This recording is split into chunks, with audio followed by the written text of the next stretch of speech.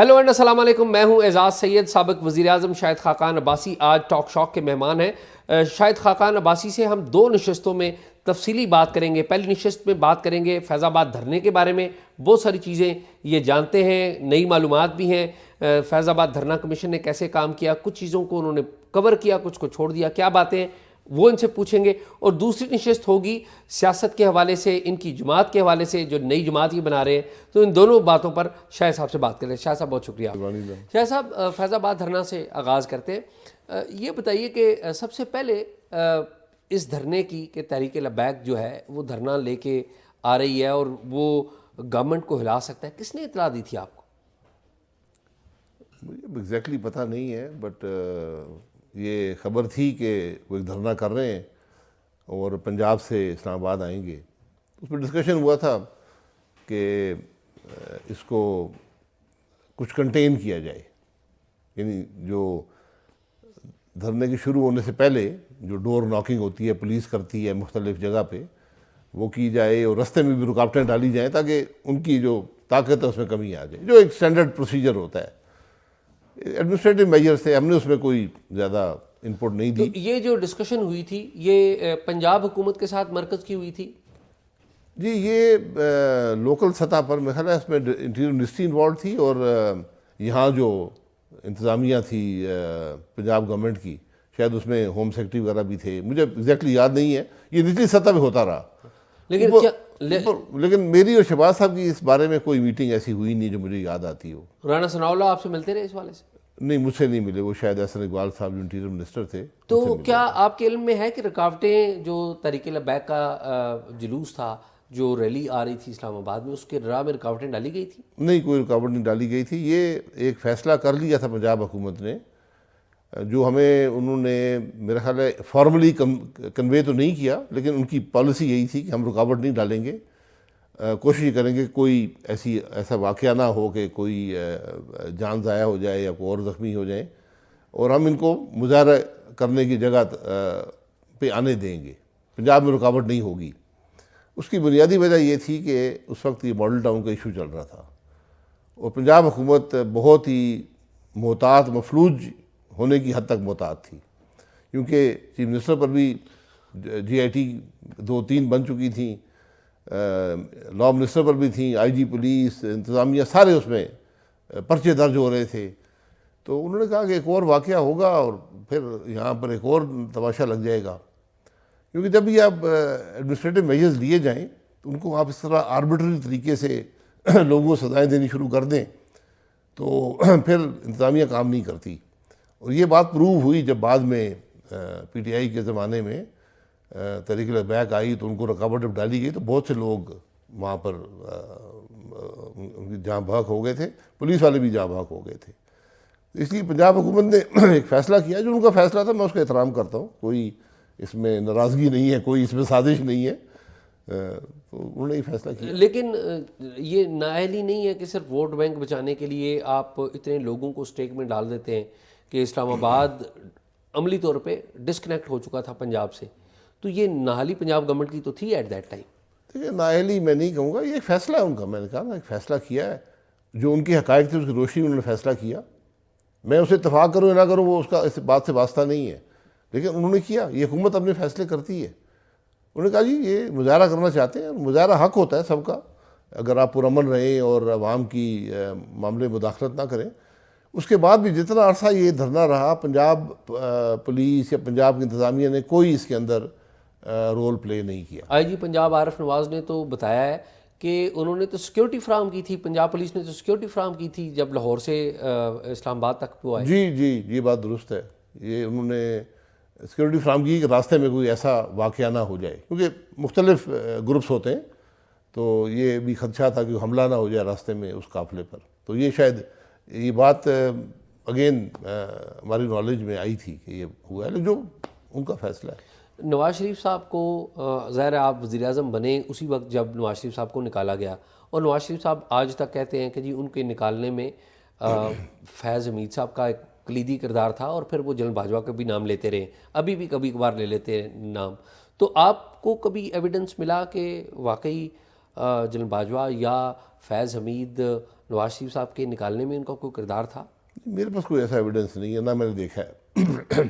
Circumstantial باتیں ہوتی ہیں، یہ معاملات جو ہیں یہ کبھی کوئی ڈاکیومنٹ نہیں ہوتے کہ دو آدمی بیٹھے، انہوں نے ایک سازش کی، پھر انہوں نے کہا جی ہم یہ کریں گے اور وہ کریں گے۔ انٹیلیجنس کے ادارے، جب اسٹیبلشمنٹ جو ہے فوج کا ادارہ، ان کا اپنا ایک نظام ہے، اگر کچھ کرنا ہو تو وہ اسی کے تحت کرتے ہیں، اور وہ پبلکلی اویلیبل ڈاکیومنٹس نہیں ہوتے۔ اس لیے ان کاموں کا ہر ملک نے ایک طریقہ رکھا ہے کہ اس کو ہم ڈاکیومنٹ کر دیں، اس کو ٹروتھ کمیشن کہتے ہیں، یہ تاکہ پتہ چل جائے اس ملک کے عوام کو کہ ہوا کیا ہے۔ ورنہ اس کے بعد بھی، اس واقعے کے بعد بھی 2 دفعہ آج بھی پی ایم ایل این کی حکومت ہے، 16 مہینے بھی رہی ہے، آج بھی ہے، تو وہ اس پہ کمیشن بنا کے انکوائری کر سکتے ہیں، یہ ان کا حق ہے، لیکن اس سے ملے گا کچھ نہیں، کیونکہ اب کیا تفتیش کریں گے؟ نہیں تو آپ سمجھتے ہیں نواز شریف صاحب جھوٹ بول رہے ہیں کہ وہ کہتے ہیں کہ میری حکومت فوجی اسٹیبلشمنٹ نے نکالی تھی؟ نہیں، یہ ان کی رائے ہے، بالکل درست ہوگی، میں اس سے اختلاف نہیں کر سکتا۔ نہیں، ان کے پاس جو نالج ہوگی، آپ کی اپنی آبزرویشن بھی تو ہے نا، دیکھیں آپ وزیر تھے نا۔ یہ تو ایک نظر آ رہا ہے نا، یہ سارا معاملہ جو ڈان لیک شروع ہوا، پاناما لیک آیا، پھر جس طرح سپریم کورٹ نے یہ کیا، پھر وہ جو ٹویٹ ہوا تھا، جو بریکنگ پوائنٹ وہاں پہ آیا، ایک نئے آرمی چیف آئے تھے، ان کی طرف سے غلطی ہوئی، انہوں نے جو ریجیکٹڈ کر دیا۔ آصف غفور صاحب نے ٹویٹ کی تھی راحیل شریف صاحب کے دور میں۔ ہاں، آصف غفور صاحب حکومت کے خلاف ٹویٹ نہیں کر سکتے تھے، تو جو کمیٹی جو باتیں کر رہی تھی، جو ایگریمنٹ تھا، وہ جہاں تک میری نالج ہے وہ پورے کا پورا امپلیمنٹ ہو گیا، لیکن جو پبلک نالج ہے اس میں یہ تھا کہ جی وہ باتیں امپلیمنٹ نہیں کی گئیں۔ اس پر بغیر کسی بات کے میرا خیال ہے کہ وہ جو آئی ایس پی آر کے ہیڈ تھے، انہوں نے کہا جی ریجیکٹڈ۔ تو حکومت کا ایک ادارہ حکومت کو کہے ریجیکٹڈ، یہ بہت سیریس بات ہے۔ لیکن اس آصف غفور کے خلاف تو کوئی ایکشن نہیں لیا گیا، آج بھی نہیں لیا گیا، آج بھی وہ آصف غفور سرو کر رہے ہیں، آج بھی نواز شریف صاحب کے بھائی شہباز شریف حکومت کر رہے ہیں۔ جی، وہ آصف غفور صاحب کا یہ ایکشن نہیں ہوتا، ان کے ادارے کا ظاہر ہے، تو وہ آصف غفور صاحب خود تو نہیں کرتے نا، کسی نے کہا ہوگا بھئی یہ آپ کا رسپانس ہونا چاہیے۔ بالکل، آصف غفور صاحب کا کوئی قصور نہیں تھا، ظاہر ہے ان کے ادارے نے ان کو کہا تھا، تو ان لوگوں کے خلاف تو کارروائی کر سکتے ہیں۔ اس کے بعد پھر یہ فیصلہ ہوا کہ اس کو وڈرا کیا گیا، اس بات کو۔ جی ہاں، جہاں تک میری نالج ہے، میں پرسنل نالج نہیں رکھتا، جنرل باجوہ صاحب نے کہا کہ میں یہ غلطی ہو گئی ہے، اور انہوں نے اس کا اعتراف کیا اور کہا ٹھیک ہے، یہ بات ایک ریکنسیلیشن سی ہو گئی کہ ٹھیک ہے غلطی ہو گئی ہے۔ حکومت کے اندر کچھ افراد تھے، مجھے پرسنل، کیونکہ میں کبھی ان کا معاملوں میں ملوث نہیں ہوتا، کچھ لوگوں کو شوق ہوتا ہے ہر بات میں ملوث ہوتے ہیں، لیکن مجھے اس کی کچھ نالج ہے، تو انہوں نے کہا کہ نہیں جی یہ پبلکلی وڈرال ہونی چاہیے اس بات کی۔ اور حکومت کی طرف سے یہ کون کہہ رہا تھا زیادہ تر؟ میں نام سنے سنائے ہیں، میں سیدھی بات کرنا مناسب نہیں ہے، جو وہاں پہ 5-4-6 لوگ جو ہوتے ہیں ان میں سے انہوں نے کہا نہیں جی بڑی حکومتی سبکی ہوگی جو ہوئی تھی، تو اس کو پبلکلی وڈرال ہونا چاہیے۔ یہ جو فوج کا نظام ہے اس کو نہ سمجھنے والی بات ہے۔ فوج کا اپنا ایک طریقہ ہے آپریٹ کرنے کا، تو آپ جب اعتراف کر لیا آرمی چیف نے، بات ہو گئی ہے، اس کو بس وہیں پر رہنے دیں، کچھ اس کو ایک مبہم طریقے سے اس کو طے ہو گیا معاملہ۔ جب آپ نے پبلکلی وڈرال کرایا تو اس میں فوج میں ری ایکشن آتا ہے، اور اس ری ایکشن کا نتیجہ یہ ہوا کہ جنرل باجوہ صاحب، یہ اب میرا انالیسس ہے، میرے پاس کوئی نالج نہیں، میں ان پہ پریشر تھا کہ اب آپ اپنے آپ کو اسرٹ کریں، اتھارٹی کو ری اسٹیبلش کریں، تو پھر یہ سارا معاملہ ہوا جو جا کے سپریم کورٹ کا وہ بنا، اس کے اندر وہ جو ایویڈنس تھا وہاں سے آیا کہ جناب وہ ان کے پاس اقامہ ہے، اور اس اقامے کو لینے کی جو فیس تھی وہ نہیں لی گئی تھی۔ اقامہ ایک ویزا ہوتا ہے، اس ویزے کے لیے آپ جو ہے وہ ڈائریکٹرشپ شو کر دیں کسی کمپنی کی، اور وہ آپ کو مل جاتا ہے لانگ ٹرم، آپ 8-10 سال وہاں ٹریول کر سکتے ہیں۔ میرے پاس بھی سعودی عرب میں تھا، میرے پاس اقامہ تھا، احسن اقبال صاحب کے پاس بھی اقامہ تھا، بہت سے لوگوں کے پاس آج بھی اقامے ہیں، جیسے امریکن گرین کارڈ ہے، تو اس میں خیر وہ حکومت اب اس میں سپریم کورٹ بھی ملوث ہو گیا.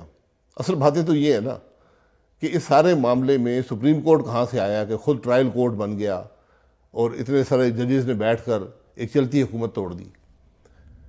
یہ اب اس کو سازش کہیں, اس کو غلطی کہیں, اس کو نااہلی کہیں, اس کو عجیب سی بات ہے. اگر میں آپ سے پوچھوں کہ نواز شریف صاحب کی جو 2016 کی گورنمنٹ گئی 13 سے 16 تک کی, جو 13 سے 17 17 تک کی, 16 میں انیشیٹ ہو گئی تھی کارروائی وغیرہ, 13 سے 17 تک کی جو گورنمنٹ نواز شریف صاحب کی گئی, تو اس کی دو وجوہات کیا آپ کی نظر میں؟ دیکھیے اس کی ایک وجہ, جو سب سے بڑی وجہ, جو ہر آدمی, ہم بھی جب آپس میں بات کرتے ہیں تو ہر آدمی وہی نشاندہی کرتا ہے, وہ تھا راحیل شریف صاحب کی ایکسٹینشن نہ ہونا. اس وقت ایک ہماری جماعت کے اندر بھی سوچ تھی اور فوج کے اندر بھی سوچ تھی کہ ایکسٹینشن ہونی چاہیے. بہرحال میاں نواز شریف صاحب نے پہلے دن سے کہہ دیا تھا کہ ایکسٹینشن نہیں ہوگی. اس کے باوجود ہمارے کچھ دوست تھے, انہوں نے ادھر کچھ گارنٹیز دیں کہ نہیں ضرور ایکسٹینشن ہوگی. وہ جو آپ کے دوست تھے ان کا نام شہباز شریف اور چودھری نثار علی خان؟ نہیں, میں ناموں پہ نہیں جاتا, لیکن کیونکہ میرے کوئی ایویڈنس نہیں ہے. لیکن یہ حقیقت ہے کہ راحیل شریف صاحب کو یہ ایک قسم کا یقین دلایا گیا کہ انشاءاللہ آپ کی ایکسٹینشن ہو جائے گی. وہ چاہتے تھے نہیں چاہتے تھے, اس کے بارے میں بھی مختلف رائے ہیں. یہ بھی بات اس حد تک آئی کہ ایونچولی خود, جس کا میرے پاس پروف نہیں ہے, لیکن میں چونکہ باتیں بہت زیادہ ان سورسز سے جو یہ بات اس وقت اس میں انوالوڈ تھے, کہ راحیل شریف صاحب اور پریزیڈنٹ صاحب کی ملاقات ہوئی اور وہاں پر راحیل شریف صاحب سے طرف سے بھی درخواست آئی کہ یہ ایکسٹینشن ہونی چاہیے. اس میں ایک اور بڑی دلچسپی بات ہے کہ یہ بات بھی چلی کہ راحیل شریف صاحب چونکہ ضرب عضب جیت گئے تو ان کو فیلڈ مارشل بنا دیا جائے, تو وہ آٹومیٹکلی یہ سوچ تھی کہ ایکسٹینشن ہو جائے گی. ورنہ جہاں تک فوجی تاریخ کا تعلق ہے, فیلڈ مارشل جو ہوتا ہے وہ ریٹائرڈ آدمی بنتا ہے, وہ سرونگ چیف نہیں بن سکتا, وہ یا رہ نہیں سکتا جب بن جائے تو. بہرحال یہ بہت سی باتیں ہوئیں. راحیل شریف صاحب چیف بنے, ان کی ایز اے چیف کارکردگی جو تھی, میں اس کو اچھی کارکردگی سمجھتا ہوں, کیونکہ جنرل باجوہ سے بھی اچھی, جنرل کیانی سے بھی. دیکھیں ایک جنگ تھی اس وقت اور بہت سیریس جنگ تھی, اور اس جنگ میں ہم اس سے پہلے کچھ نہیں کر سکے تھے. حکومت نے فیصلہ کیا کہ یہ ہونا ہے, پھر یہ فیصلہ ہو کہ نہیں پہلے ہم تھوڑی نیگوشیشن کر لیں, وہ بھی ہوا. جب ایسے حالات پیدا ہوں تو پھر جو آپ کو دشمن ہوتا ہے اس کو موقع مل جاتا ہے منظم ہونے کا. اس کے باوجود میرا خیال ہے راحیل شریف صاحب نے لیڈرشپ دکھائی اور اس میں ایک نمایاں کامیابی حاصل کی اس جنگ کے اندر. یہ ایک حقیقت. تو آپ کمپیریزن کیسے کریں گے general Kayani, general Raheel Sharif, general Bajwa اور آپ جنرل عاصم منیر؟ تو زیادہ بڑا چیلنج جو عاصم منیر کو نکال کے ان تینوں میں کس کے پاس تھا؟ نہیں دیکھیں, چیلنج سب کے ہوتے ہیں. چیلنج شخص بھی مختلف ہیں, ان کی پرسنالٹی بھی مختلف ہیں, اس وقت حالات بھی مختلف ہیں اور چیلنجز بھی مختلف ہیں, اس لیے آپ موازنہ کرنا ممکن نہیں ہوتا. مثلاً کیانی صاحب تھے, جنرل کیانی صاحب نے جو کام کیے ہیں, میں اگین میری ذاتی رائے ہے, وہ شاید کوئی بھی آرمی چیف اس سے پہلے نہیں کر سکا. دو بڑے کام, ایک انہوں نے جو عام سپاہی ہے اس کی زندگی مکمل طور پہ بدل دی.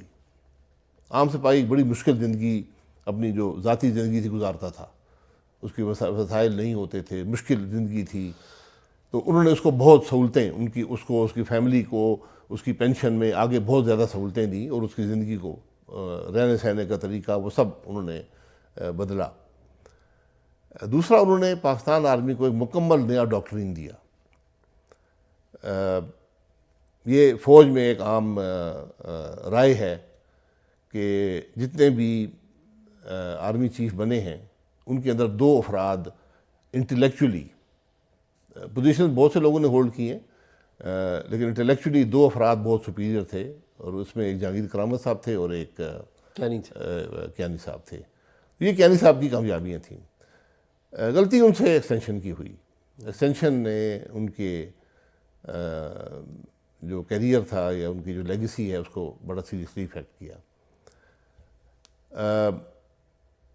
رحیل صاحب کا آپ کے سامنے ہے. رحیل صاحب کو بھی جو ان کی یہ سارا معاملہ ہوا ان کے زمانے میں ہی یہ ڈان لیگ بھی آ گیا, پاناما لیگ کو بھی استعمال کیا گیا, اور یہ جب باجوہ صاحب آئے تو وہ چیزیں چل رہی تھیں, اور وہ ایک مزید انہوں نے رخ پکڑ لیا, اور پھر بالآخر 28 جولائی 2017 کا سپریم کورٹ کا فیصلہ آ گیا. اور یہ دیکھ لیں کہ آپ یہ مختلف ادارے بھی اس معاملے میں مل گئے, فوج بھی آ گئی اس معاملے کے اندر, انٹیلیجنس کے ادارے بھی آ گئے اس معاملے کے اندر, سپریم کورٹ بھی آ گئی. نہیں تو یہ رحیل شریف تو پھر اس کا مطلب ہے کہ انہوں نے اپنی ایکسٹینشن لینے کے لیے, جب انہیں ایکسٹینشن نہیں ملی تو اسی لیے انہوں نے نواز شریف صاحب کو نکالا. نہیں, رحیل شریف صاحب تو چلے گئے تھے نا, نہیں لیکن وہ ایک پروسیس وہ معاملے چل رہے تھے نا, ایک ڈائریکشن تو طے کر گئے. بالکل.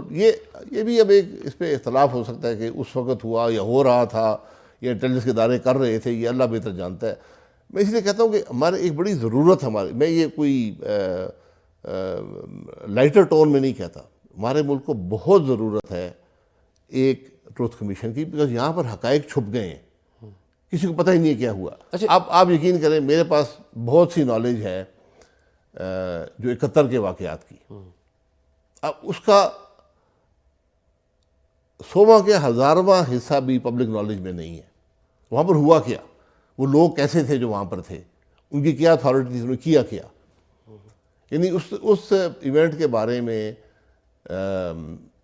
اب اگر کوئی اتھارٹی والی کتاب ہے تو وہ سبھاش چندر بوسے کی جو پوتی تھیں انہوں نے لکھی ہے, جو آکسفورڈ میں شاید پڑھاتی ہیں پڑھتی. ہم نے کچھ نہیں لکھا, ہمارے پاس کوئی ڈاکیومنٹ نہیں ہے. ہمارے پاس ایک وہ کمیشن رپورٹ تو ہے نا. دیکھیں کمیشنز جو ہیں ان کی رپورٹیں جب تک پبلک نالج میں نہیں آئیں گی, پبلکلی ڈیبیٹ نہیں ہوں گی, اسپیشلی ان لوگوں کے سامنے جو اس واقعے میں ملوث تھے, وہ کمیشن بھی میں نے اس کو پڑھا ہے, جو وہ اویلیبل انڈیا کی ویب سائٹس پہ ہے, سب سے عجیب بات سب سے پہلے ادھر آیا تھا. تو اس کے اندر بھی ایک سرٹن فوکس ہے جو ہسٹری سے ہٹ کر ہے. اس میں جو مجھے زیادہ نظر آتا ہے, کوشش یہ کی ہے کہ چند افراد کو ملائن کیا جائے اور اس طرح کی باتیں ہیں, وہ جو ہسٹوریکل پرسپیکٹو چھپ گیا. سر وہ coming back to the point, آپ جب بنے پرائم منسٹر تو اس وقت آپ لا اینڈ آرڈر کے حوالے سے, اس دھرنے کے حوالے سے کمنگ بیک میں کر رہا ہوں, بننا تو بعد میں آئے نا جی وہ تو بعد میں ہے, لیکن جب آپ پرائم منسٹر بنے تو پرائم منسٹر ڈپینڈ کرتا ہے, معلومات جو لینی ہوتی ہیں وہ انٹیلیجنس کے اوپر ڈپینڈ کرتا ہے. اس کے نیچے 3 ادارے ہوتے ہیں, آئی بی, آئی ایس آئی اور ٹو سم ایکسٹینٹ ایم آئی. تو آپ کے دور میں یہ جو تینوں ادارے تھے آپ کو رپورٹ کرتے تھے؟ بالکل رپورٹ کرتے تھے, جو رپورٹیں آپ چاہتے ہوں.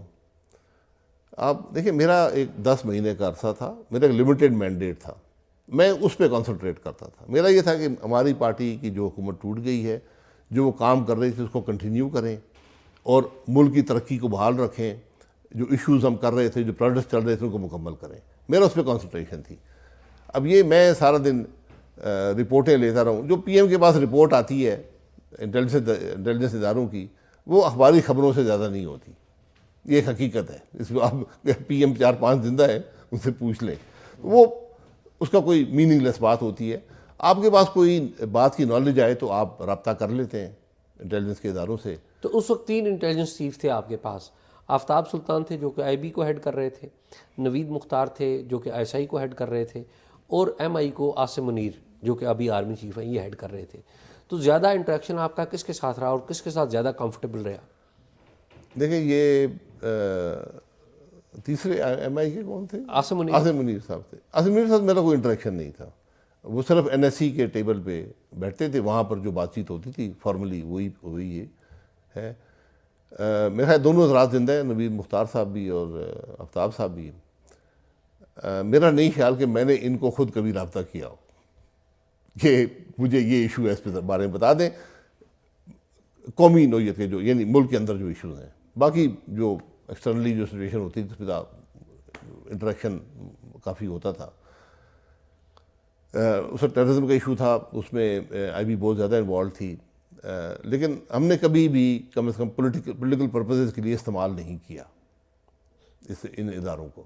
آپ نے پولیٹیکل پرپز کے لیے استعمال نہیں کیا, لیکن جب ہم پریکٹیکلی دیکھتے ہیں آپ کے دور میں بہت سارے جو اہم سطح کے اجلاس ہوتے تھے اس میں آپ آئی بی کو بلاتے ہی نہیں تھے. اس کی کیا وجہ تھی؟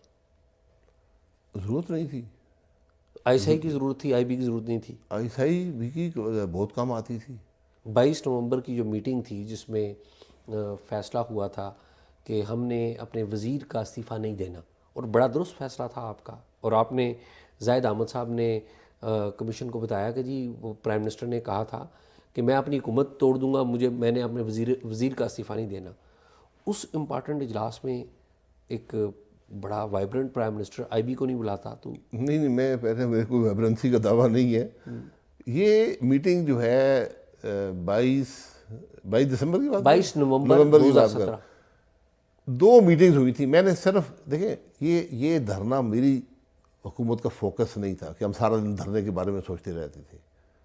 میں نے اس دھرنے کو کوئی زیادہ اہمیت نہیں دی. لیکن 3 ہفتوں کے لیے اسلام آباد ڈسکنیکٹ ہو گیا تھا پنجاب سے. یہ کام ہوتے رہتے ہیں ہمارے ملک میں. ڈسکنیکٹ ملک تو چل رہا تھا نا, ملک چل رہا تھا, تھوڑی سی تکلیف تھی, لوگ آنے جانے میں.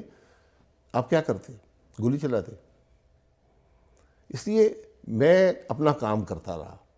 احسن اقبال صاحب جن لوگوں کا کام تھا وہ ان سے نیگوشیٹ کرتے رہے, معاملے کو کرتے رہے, کام چلتا رہا. لیکن عام طور پہ جس بات پہ میں نے بات کر رہا تھا, عام طور پہ جو سویلین پرائم منسٹر ہیں وہ ڈپینڈ کرتے ہیں آئی بی کے اوپر, وہ آئی ایس آئی کے اوپر کم ڈپینڈ کرتے ہیں. تو آپ کے دور میں تو آئی بی کو بلایا نہیں جا رہا تھا. نہیں, آئی بی سے میرا انٹریکشن رہتا تھا, جو ان کے فرائض تھے. جو اس میٹنگ کی بات کریں, دھرنے پہ میں نے صرف 2 میٹنگز اٹینڈ کی ہیں. ایک 22 ایک بدھ والا دن تھا, میں وہاں چیک کروں تاکہ ذرا کلیئرٹی آ جائے پلیز کہ 22 کون سا تھا اور وہ کون. 22 نومبر 2017 جی میں ابھی پتہ لگ جائے گا جی کہ 22 کون سا تھا اور وہ کون سا تھا, تاکہ کوئی بھام نہ رہے. بڑی اچھی بات ہے آپ نومبر 22 نومبر 22, ہاں 22 بدھ تھا.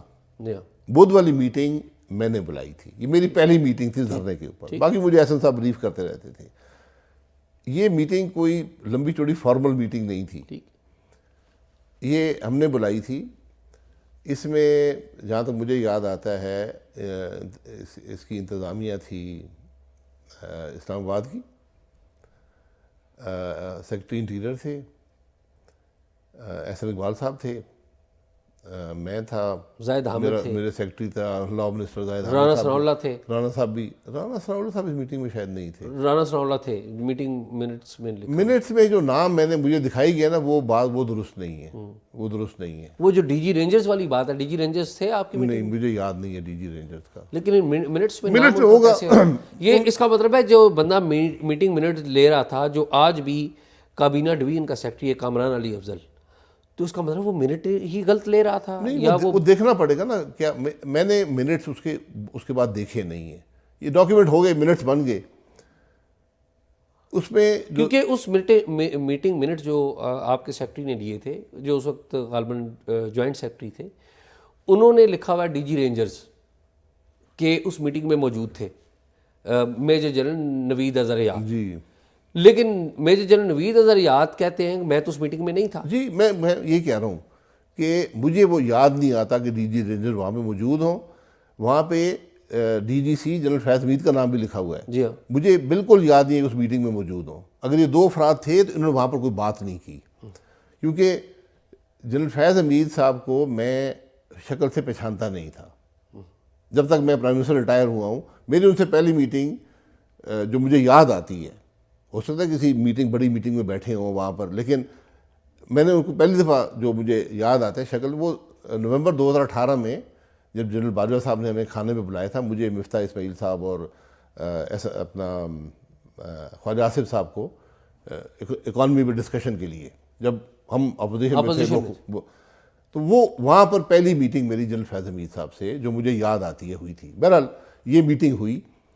یہ میٹنگ چھوٹی میٹنگ تھی, یہ کوئی لمبی چوڑی فارمل میٹنگ نہیں تھی, اور اس پہ ہم نے مختلف آپشنز ڈسکس کیے, اور ہم نے یہ کہا کہ ٹھیک ہے, ہم نہیں چاہتے کوئی جانی نقصان ہو, کیونکہ وہاں پر اسلحے کی خبریں بھی تھیں کہ اسلحہ ہے ان کے پاس, اور بڑا جدید اسلحہ ہے, اور اس علاقے میں لوگ بھی ان کے ہیں جو حملہ آور ہو سکتے ہیں.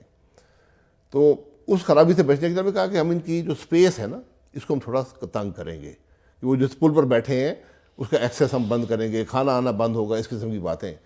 اور وہاں پہ جو بنیادی فیصلہ یہ تھا کہ اس ایکشن کی ٹائمنگ کا تعین میں کروں گا, یہ بھی اس جو منٹس میں نے دیکھے کمیشن کے پاس اس میں بات لکھی ہوئی نہیں ہے. اس میٹنگ کا صرف ایک فیصلہ تھا کہ ایکشن یہ لینا ہے سکویز کرنے کا اور اس کی ٹائمنگ کا تعین ہم کریں گے. یہ بات درست ہے کہ اس میٹنگ میں آپ نے رینجرز کو بنایا تھا کہ اوور آل انچارج رینجرز ہوں گے؟ نہیں، وہاں پہ کوئی ایسا فیصلہ نہیں ہوا. لیکن میٹنگ منٹس میں یہ لکھا ہوا. میں یہی بات ہے نا، اوور انچارج کی ہو سکتا ہے یہ احسن اقبال صاحب نے فیصلہ کیا ہو، لیکن اس میٹنگ منٹس میں لکھا ہوا، پرائم منسٹر کی میٹنگ منٹس لکھا ہوا. تو میں اسے اس میٹنگ کا صرف ایک ڈیسیجن تھا کہ ہم نے اسپیس کو سکویز کرنا ہے اور یہ انتظامیہ نے کرنا ہے. مجھے نہیں یاد وہ رینجرز کی بات بھی تھی، اور اس کا اس ٹائمنگ کا ڈیسیجن ہم کریں گے. صرف ایک فیصلہ تھا.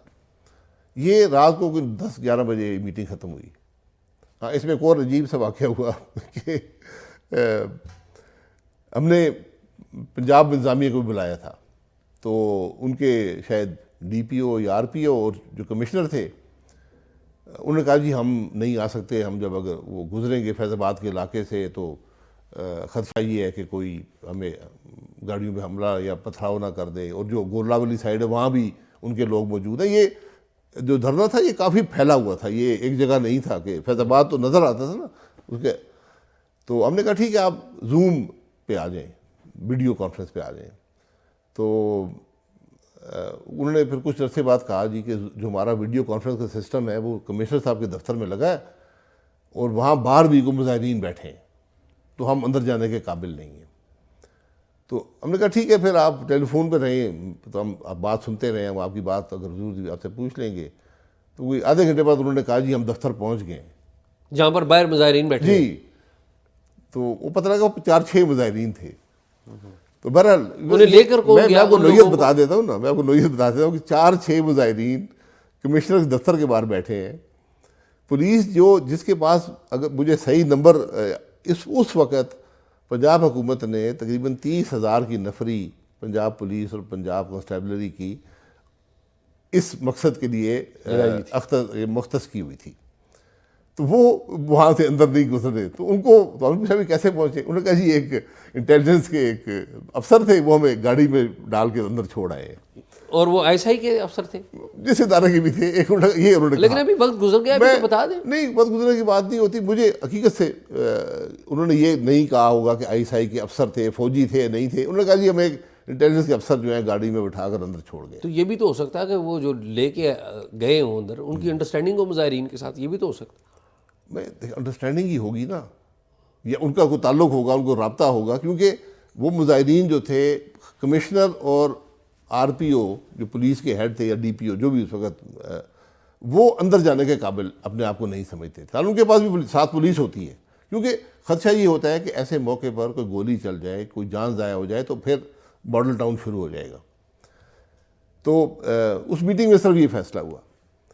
اگلے دن جمعرات کو صبح اسلام آباد ہائی کورٹ میں ایک پٹیشن آئی کہ جناب یہ سڑک بند ہے. حالانکہ سڑک 2 ہفتے سے بند تھی. سڑک بند ہے اور عوام کو بڑی تکلیف ہے، تو اس کا حکم دیا جائے انتظامیہ کو کہ اس کو ختم کریں. تو انہوں نے نوٹس دے دیا.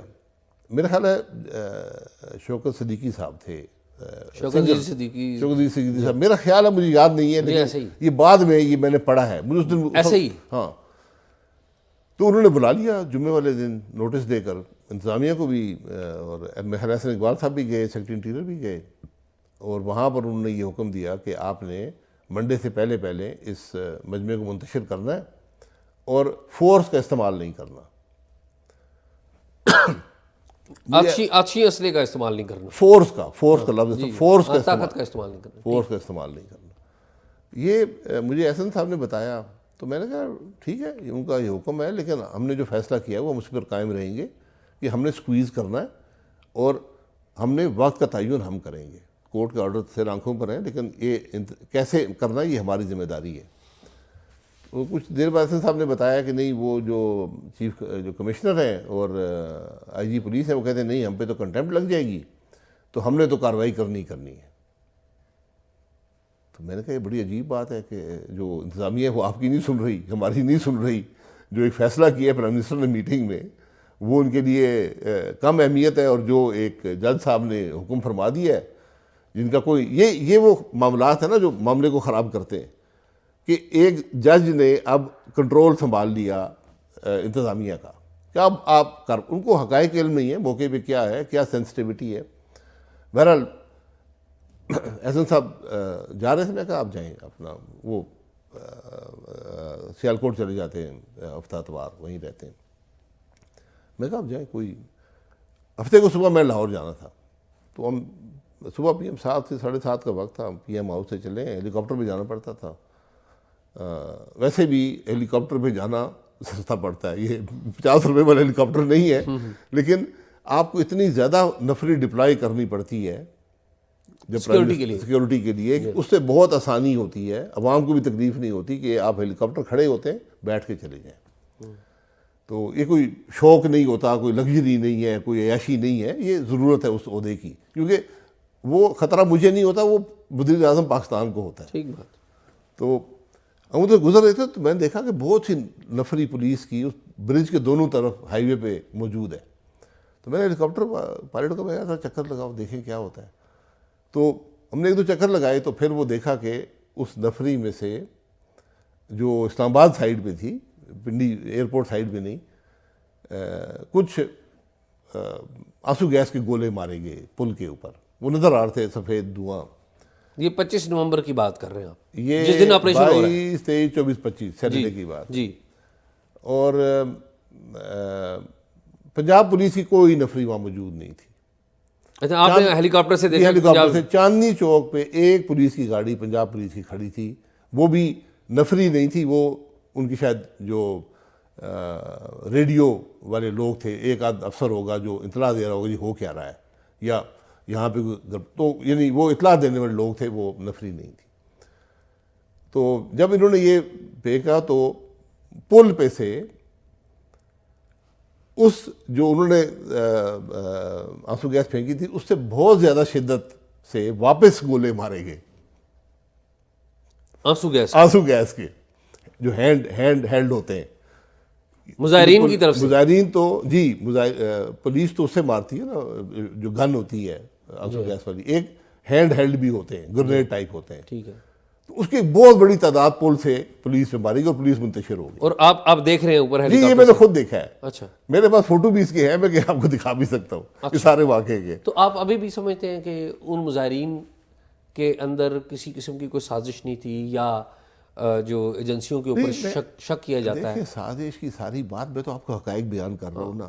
یہ بھی خبریں بعد میں آئیں کہ فائرنگ بھی وہاں پر پولیس پر کی گئی. ایک مسجد سے کچھ لوگ سول کپڑوں میں تھے، انہوں نے فائرنگ بھی کی پولیس، لیکن اس کی کوئی ڈاکیومنٹڈ رپورٹ نہیں ہے.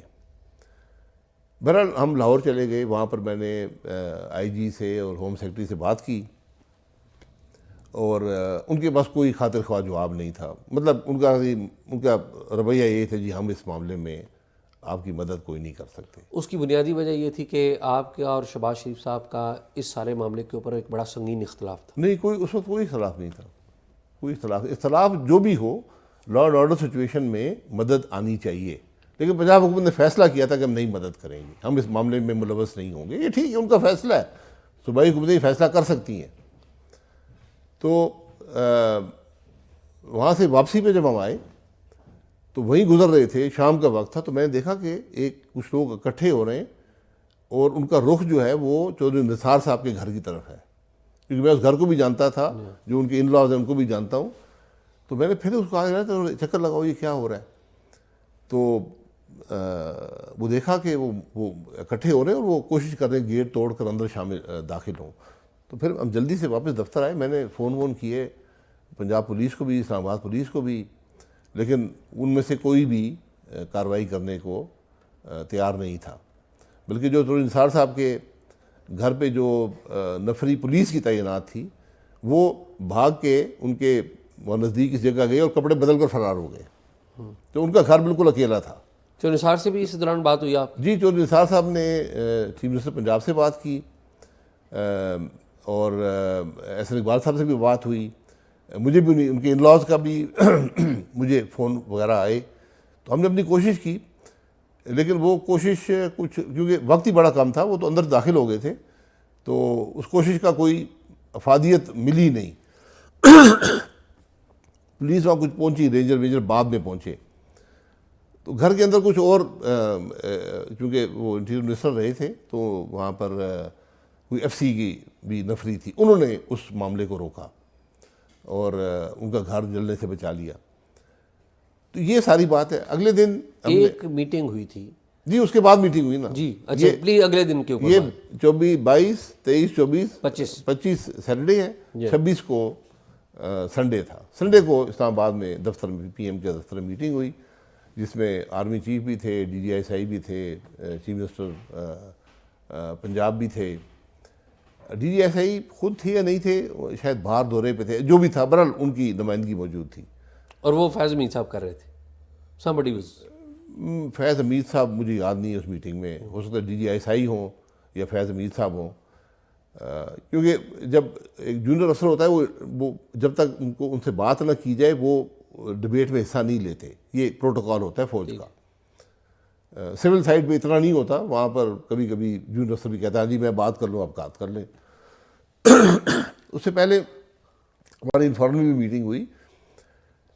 زاہد حامد صاحب جب یہ دھرنا شروع ہوا وہ میرے پاس آئے، انہوں نے کہا جی یہ میرا استعفیٰ ہے، اس ایشو کو ختم کرنے کے لیے یہ استعفیٰ آپ دے دیں، اس ایشو کو ختم کر لیں. تو میں نے کہا نہیں، یہ بات درست نہیں ہے، کیونکہ آپ نے کچھ نہیں کیا، ہماری حکومت نے کوئی غلطی نہیں کی. حقیقت سارے دیکھیں، ہم ہمیشہ اس سارے معاملے کی حقیقت کو بھول جاتے ہیں. جو ایک تاثر قائم کیا گیا کہ ناموس رسولت پر حرف آئے گا، جو نیا حلف کی ورڈنگ بیان کی گئی ہے، تو اس کو سینٹ میں اٹھایا حمداللہ صاحب نے جب وہ ترمیم آئی تھی. جب ترمیمی بل آیا تھا اس کی مخالفت کی سینٹ کے فلور پر زاہد حامد صاحب نے. یہ درست نہیں ہے، اس کو مت کریں، یہ چینج مت کریں. جب حمداللہ صاحب نے اٹھا دیا، انہوں نے اس کی سپورٹ کی حمداللہ صاحب کی کہ یہ بات نہیں ہونی چاہیے. ووٹنگ ہوئی، پی ٹی آئی اور پیپلز پارٹی نے سپورٹ کیا اور وہ پاس ہو گیا. تو وہ جو خرابی تھی، وہ ساری جماعتوں کی مبینہ جو خرابی تھی وہ ان جماعتوں کا قصور ہے. اگر کسی پہ قصور ڈالنا ہے، کوئی خرابی اگر تھی، یہ ان جماعتوں کا ہے. تو میں نے کہا ہم نے کوئی غلطی نہیں کی، آپ نے نہیں کی، آپ کو تو ریکارڈ میں موجود ہے. انہوں نے کہا نہیں دیکھیں، میں بہت شریف آدمی ہیں.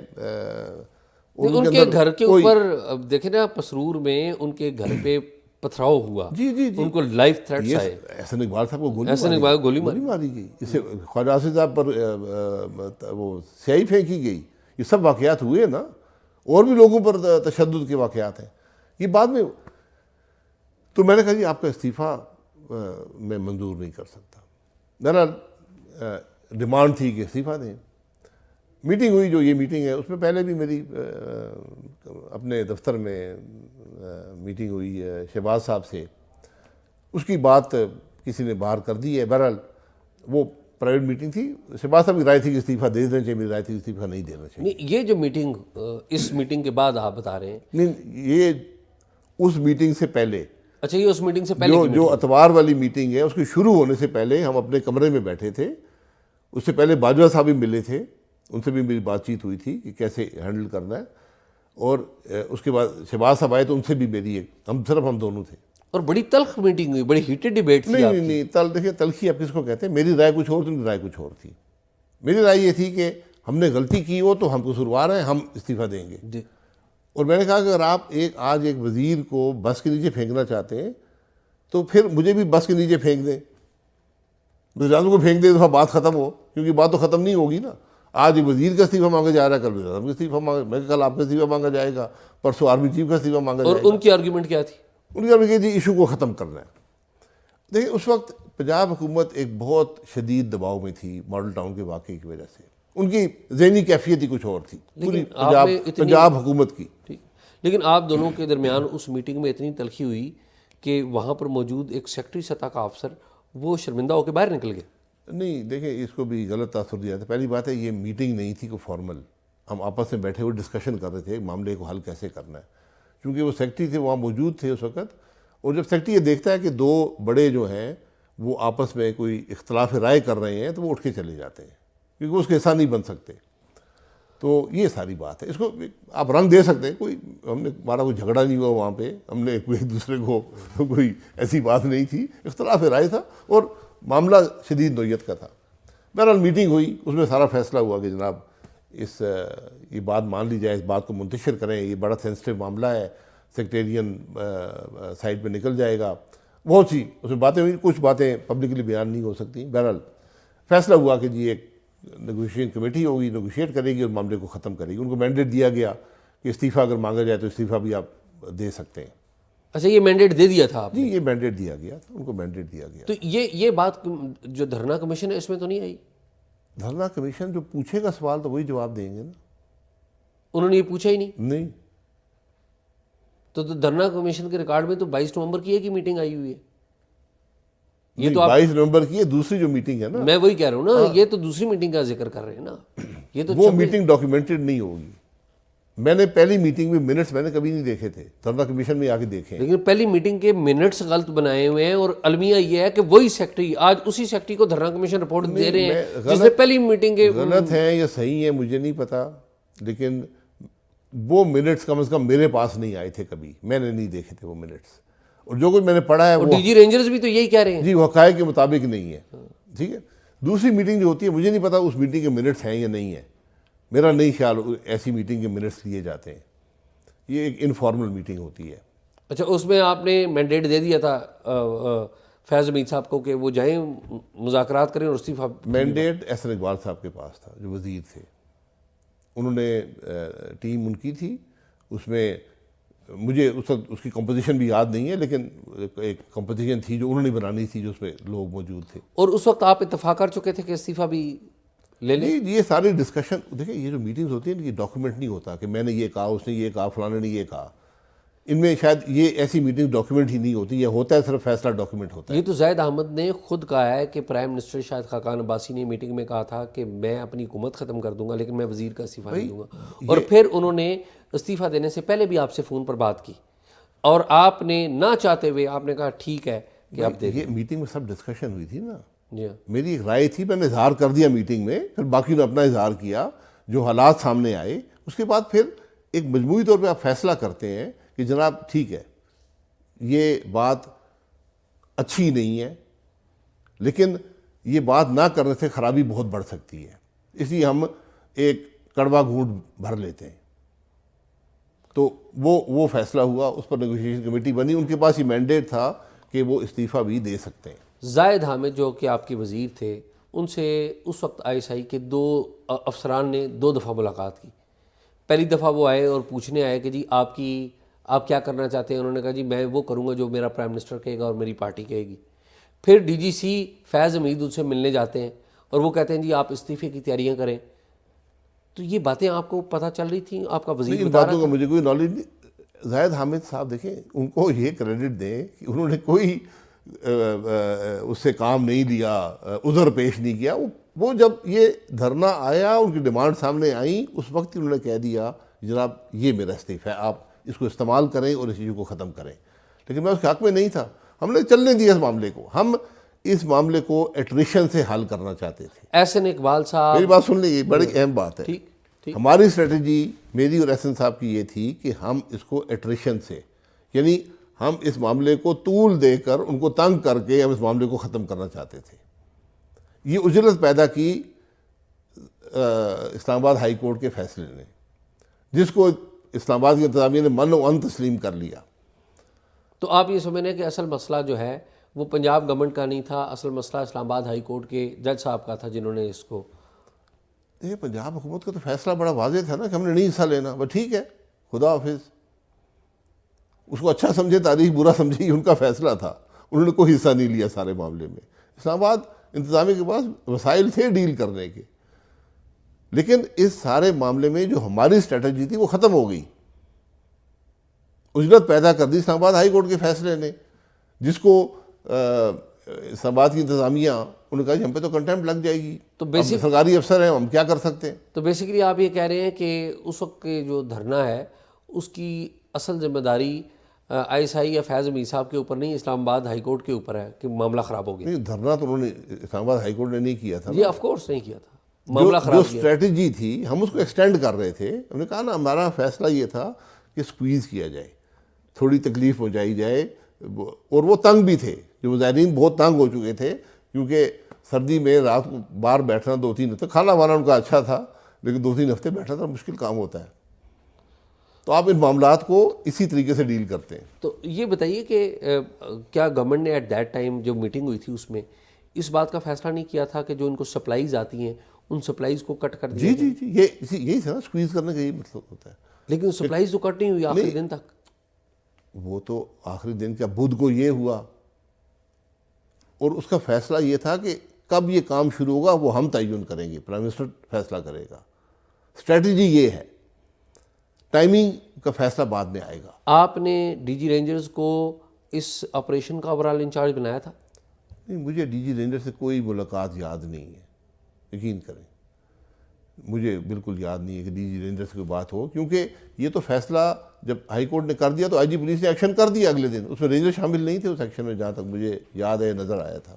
تو آپ سمجھتے ہیں کہ جو فیض حمید صاحب ہیں وہ بالکل بے گناہ ہیں اس سارے معاملے میں, نہ انہوں نے آرگنائز کیا اور نہ ہی انہوں نے کوئی اور ایسا کام کیا جس سے آپ کی گورنمنٹ کو کوئی کسی قسم کا؟ آپ چارج لگائیں نا, جرم ہوگا تو بے گناہ ہوں گے نا. آپ کہیں گے کہ بھائی تم نے یہ جرم کیا ہے, اس کے بعد ہی کوئی بے گناہ یا گناہ گار ہوگا نا. کسی نے جرم لگایا فیض حمید صاحب نے. شاہد صاحب بہت شکریہ آپ کا. جی, شاہد خاقان عباسی صاحب سے اس گفتگو کا ایک حصہ ہم نے آپ کو دکھا دیا ہے, دوسرا حصہ ہم کل آپ کو ٹاک شاک کے اسی چینل پہ دکھائیں گے. امید ہے آپ پسند کریں.